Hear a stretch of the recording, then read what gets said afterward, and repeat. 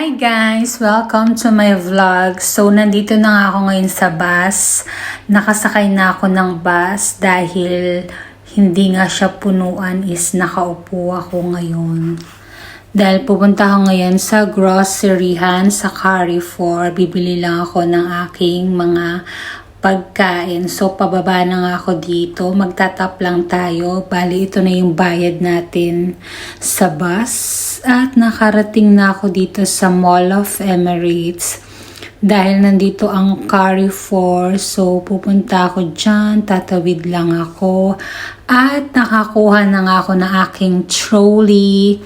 At may laman na siyang blueberry. So, ang bibilin ko lang guys is mga prutas. At sabi ko nga is mag-video ko ngayon. Dahil nga wala na akong ma-upload sa aking YouTube channel. So, nakakuha na ako ng aking hygiene. Ayan. Panty liner, toothpaste, and sabon. So, nakita ko nga tong mga bags. Nakita ko nga tong bags na super ganda na pwedeng pasalubong sa Pilipinas. Dahil nga may printed siya ng Dubai. So, isa lang nga yung nakuha ko kasi medyo, itong brown na to is medyo expensive. 34 dirham siya. So, ito naman guys, binidyohan ko tong Ramadan na may buwan kasi nga Ramadan na sa February 16. So, dito naman ako sa Filipino food. Kumuha ko ng breadstick. At nandito naman ako ngayon sa mga pangmayaman na peanuts. Ayan yung mga peanuts na mamahalin. At ito na lahat ng aking napamili. Prutas, cheese, chicken, tissue, at pagkain din ni Chanel. So, ayan na nga guys, pauwi na tayo.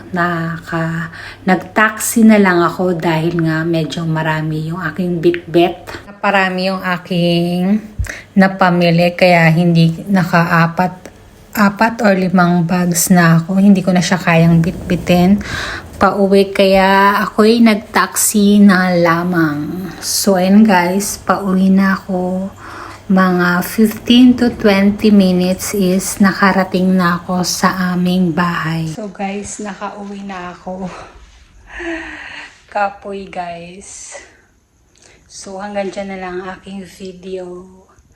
Ayusin ko na yung aking mga pinamili. So aking bit-bit. Kaya nag-taxi na lang ako.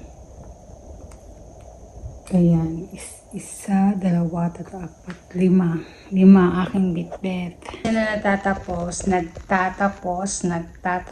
aking video. So guys, thank you for watching. Bye-bye.